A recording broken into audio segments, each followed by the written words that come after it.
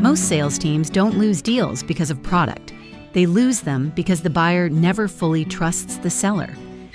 In this episode of Two Tall Guys Talking Sales, Kevin Lawson and Sean O'Shaughnessey break down the hidden trust signals your prospects pick up the moment they look at your LinkedIn profile. You'll hear how to shift your profile from online resume to credibility-building messaging that supports value selling and revenue generation. And they'll give you a simple operating habit, 60 seconds of voice notes after key calls, that tightens your sales processes, improves forecast quality, and turns real customer conversations into posts that make prospects lean in. Sales leaders, owners, managers of people, leaders of teams. Today we're going to break down all things about social capital and trust and how we show up to digital platforms. That's important because this is how you, as a sales leader, encourage and develop your people to help hit their goal, which in turn helps you hit your goal. So again, sales leaders, managers, business owners, divisional leaders, today's episode is about empowerment, insight, and access to make sure you're going to hit your number, not that you hope you're going to hit your number. So go ahead and hit that bell. Make sure you know that you're following us when we get all our updates and episodes, but send this one to your team. You'll be glad you did. Sean, always good to be with you. Let's get after it. Thank you very much for that, Kevin. One of my complaints that I complain about and I advise my clients, and just to remind you, everybody, Kevin and I are both fractional VPs of sales, and we help our clients become better at driving a sales organization, building a sales organization, and making it successful. But one of my first things that I do when I join a new client is I take a look at the LinkedIn profile for every one of the sales people, in fact, everybody that is going to touch a customer. And I just kind of peruse through their LinkedIn profile. I may ask to have them follow me, or I may follow them. But one of the things that really irks me, and I go back to them on an individual basis, and I also go back to the owner of the company, and I go, do you really want your salespeople looking like that they are looking for a job? They basically are using their LinkedIn profile as their online resume. And is that really the message that you want them to show to their customers, their prospects? Now, I get it. It is their account. You don't own the account. You own your company page, but you do not own their account. However, you can coach them, and salespeople, if you aren't paying attention to this, you could actually take the next step and take a look at your page and say, what do my prospects think when they see my profile? Now, I am not going to be one of those people that says that salespeople should be posting 4 times a week and building that huge credibility and be the extension to the marketing department. If your marketing department wants you to do that, that's a conversation to have with them. I'm going to talk about the credibility aspect when a prospect first meets you. What do you think they do? I know what I do. Kevin, I think you do this also. You go to their LinkedIn profile and check them out, right? What do they talk about? Are they credible in this space? And if I see that you are basically showing me your resume, I go, gee, are you really somebody I would want to buy from? Do I trust that you're going to be around next week? Because it looks like you're looking for a job, which also makes me wonder, do I really want to work with that company? Because the salesperson looks like he's looking for a job. So maybe it's not that great of a company. Not the message that you want to be out. And it's a simple thing. First of all, turn your about section of your LinkedIn profile to being about what you do for your clients. It's easy to do. Take a couple words, take the stuff out of the company page, stick it in there. And then on a regular basis, once again, I'm not saying 3 times a week, 4 times a week. I'm talking about once a month, maybe twice a month. Put a post out there that talks about what you do, what your company does for customers. Kevin, I've talked a little bit about that now. So what do you think? You want to build on that? Yes, because, and to point back to what you say frequently and insightfully, is that we trade in the currency of trust. If you're asking someone to spend large amounts of their capital, their profit, we're asking them to trade their dollars for our expertise. And I'm using the word our as your sellers, or you as a part of the sales team, as an owner, sales leader. You are an integral part of your organization's trust. And if people don't trust you because you're saying, hey, I worked at this company for this long and, I forwarded their funny meme about their barbecue dinner that they had or their chili cook-off, and that's it. That's great for culture, but let's think about the actual problems we solve. If you go to XYZ Incorporated's corporate site and see that they only sell a solution, let's just call it a technology solution. We'll call it a robotics just for fun. They sell a robotics solution, and you go to contact them, and their salesperson in your territory is Mike Smith, senior territory rep for the same robotics company. And Mike's profile says, I work for this robotics company. I work for that robotics company. I did this. I improved their profitability here. I improved their profitability there. They don't talk about how they help their customers solve problems with robotics. Nobody wakes up and says, I want to buy a robot. I want to buy an automation. They wake up and say, I need to improve my velocity or flow in my warehouse or my machining or my tooling or my manufacturing line. I need a solution to turn the 10-second process into a 1-second process because I need to up my production so I don't have to add a shift or my shifts, plural, or at capacity. I've got to find a way to drive capacity with automation or solution. They need that person to be a thought leader. They need that person to be solutions-oriented, not work task recounted. I'm being dogmatic about this, assuming that we're trying to draw parity between somebody who's never posted anything of value and somebody who is only posting things of value.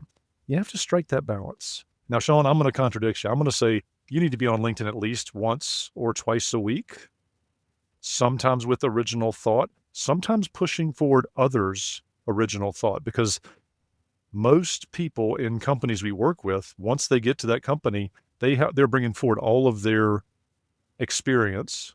So we as sellers can bring forward outside influence to that company. We're sharing insights that they might not have the bandwidth to go seek on their own. We're information and value conduits. We, as Sean and I, are fractional VP of sales. So we work with a lot of different companies.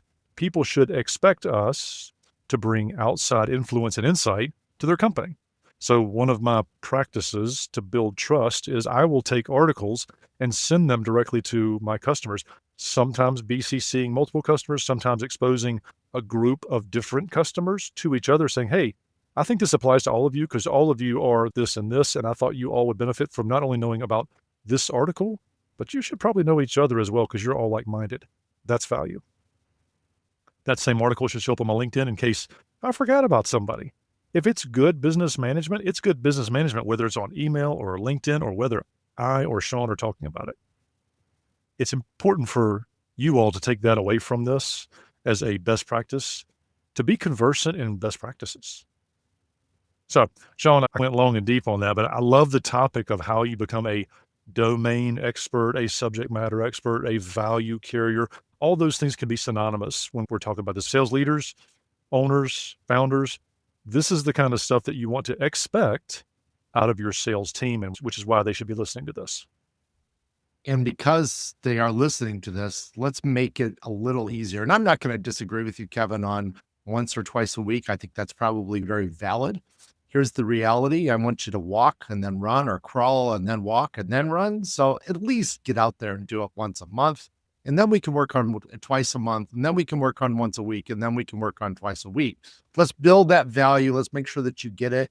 You're not going to, as salespeople are inherently trying to do the fast and easy thing, you're not going to go from 0 to twice a week just because Kevin and I say it. So let's work towards that. Let's make that happen over time. I'm going to give you some quick hints on how to do this and why to do this. So let's do the why real quick. One more why. We built the case already, but I'm going to give you one more why. Have you ever read the book, The Challenger Sale? The Challenger Sale basically builds up this whole case of these consultants that help sales organizations do a better job.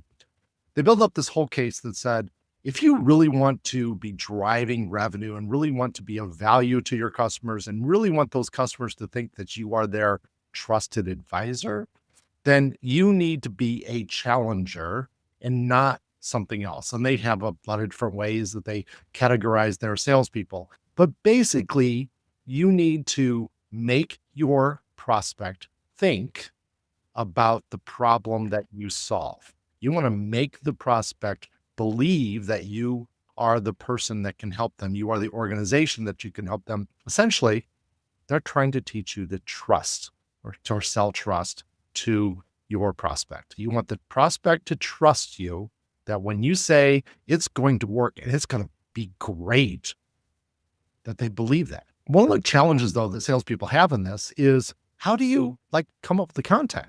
This is hard. Right? It's really not. The trick is to think about your last sales call or last three, whatever, and say, what did I talk about on my last sales call? What information did I pass forward in that last sales call? What leadership did I provide to my prospect on that last sales call? Oh, it was about X or Y. So to use the reference that Kevin was talking about selling robotics, it was the productivity, or maybe it was the ability to have fewer downtimes of people because now they weren't lifting heavy loads because they were using the right kind of robotics to lift those heavy loads instead of using human strength to do those. And you could have probably had a study. And you know why? You could put that study out on LinkedIn and say, according to this federal study or this study by this consulting group or this medical hospital or whatever, injuries on the workforce happen at this kind of rate, and robotics makes those injuries become less, which means OSHA likes you and everything, blah, blah, blah. So you could easily did it. You did it in your sales call. You had it. You had the deck. You had the slide deck. You had the things to hand out to the customer. All you got to do is just talk it, write it down. Or if you're really good with AI and you want to just say it, you have AI transcribe it and put it up. That's good too. But just talk about your last sales call. Whatever that was, share that nugget of information. And it may be too big. You may have to break it up. You might even have 2 posts, which makes it easier to do that 2 posts per week thing that Kevin was just talking about. But talk about whatever worked in your last sales call. If the prospect said, wow, that's interesting. Well, guess what? There are probably 500 other companies out there in your prospect world that need to hear that too. But you didn't have time to make a sales call. Now you can put it out on LinkedIn and they're not going to see it, but they will see it after you call them and say, I'd like to come in and talk to you. They look you up on LinkedIn and boom, there's this information. Wow, I want to talk to him about that. Kevin, that makes sense? It does make sense. And it also provides a platform. And you mentioned it lightly. I want to dig into it just a touch because it's important for the people listening, maybe salespeople who tuned in because your director or manager sent this to you. Using these clipping tools to find articles, using yourself. I coach every founder and salesperson to use the notes tool, whether you're Android or Apple, doesn't matter. I'm thinking when you leave a sales call, don't wait till the evening to record your thoughts. Grab your voice to text feature because it's baked into every technology device and use it. Talk about what happened, what didn't happen. If you will become disciplined at capturing that, you'll do 2 things. 1, you'll provide content for yourself for articles. 2nd, you got great, current, up to the moment notes about the deal. These get copy pasted into your CRM. You've just made your sales admin life easier. And if you do have an admin person, as opposed to you doing it yourself, you can forward these notes to them to add them to the CRM. Then you've got a better sales meeting, a better, more reliable forecast. Lots of benefits to just doing the simple things well. And speaking of doing the simple things well, there's a couple things I want to highlight. Number 1, we're close to our 15 minutes. So our commitment to you is to keep this short and tight and valuable. But the second piece of this is there's an AI component that can really also help you extend your learning and value. If you want to know more about that AI tool and tooling to make your sales life easier for you or your sales team, you should join the B2B Sales Lab. That's where we're going to break down this into a series as a function of not only our articles we post, but also our office hours, where we dig into the who, what, when, where, and how of how to leverage AI in your sales life, along with other best practices for B2B sellers. So join us at B2B Sales Labs. That's B2B-sales-labs.com to get subscribed and into our community where you'll join digitally for free for a short period. And then it's a paid subscription community. We'd love to have you there. Love to have you contributing and learning on how you can hit the best version of yourself in your quota production this year. Sean? As always, happy selling. What a sharp episode. Short, practical, and the kind of conversation that actually changes how your team shows up in the market. One thing I took away immediately was the last sales call becomes your next post technique. Right after a customer conversation, capture the problem you helped clarify, the insight you shared, and the outcome you're driving, then turn that into a simple LinkedIn post that sells credibility instead of sounding like an online resume.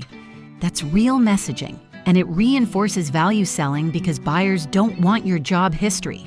They want proof you understand what they're dealing with. And don't miss the significant actionable item. Run a trust audit on your seller's profiles and make the 60 to 90-second voice note after key calls a non-negotiable habit. It matters because it tightens your sales processes, improves revenue management through better CRM notes and forecasting, and steadily builds revenue generation by creating a visible trail of expertise prospects will find when they look you up. Do it today. Before the day fills up, the details fade, and you tell yourself you'll get to it later. If you want help sharpening your sales strategies, improving sales management, or simply growing your company, reach out to Sean O'Shaughnessey or Kevin Lawson. Their contact info is in the show notes. And if you want ongoing coaching, templates, and real-world answers from sales pros who are serious about sales success, join B2B Sales Lab. The URL is in the show notes as well. We'll be back next Tuesday afternoon Eastern. Make sure you're subscribed so you don't miss it. Happy selling!